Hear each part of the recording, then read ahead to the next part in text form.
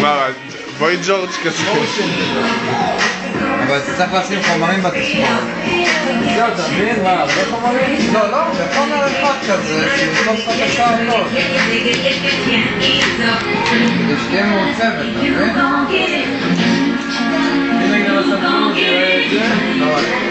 לא יראה טוב בכלל? תבין מה אתה אוהב, אתה מבין?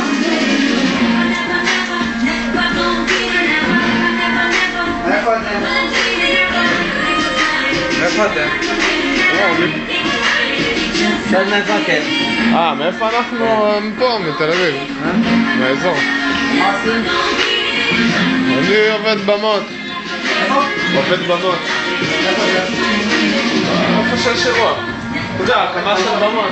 הקמה של אירועים בבמות. חשבתי לומד במות, מאיזה מקום בירושלים ויש שמות, אחי, במות.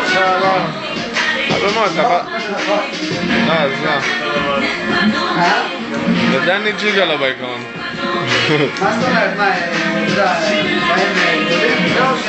כן, נגיד יש הופעות, אני יודע מדונות בארץ, כל הבמות הענקיות האלה. ארגוני במות. הוא עשה את זה של ריטה, של וואן, מזיק, כל ה...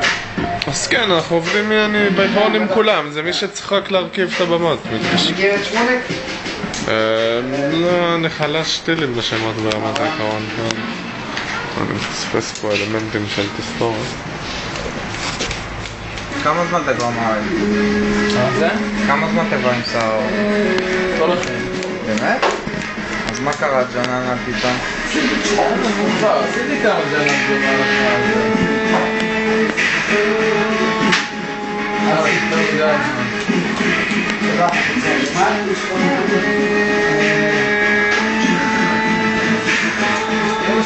הורדתי לו 10 שקל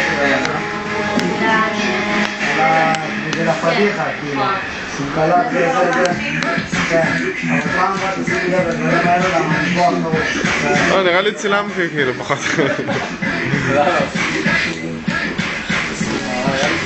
אשי מה?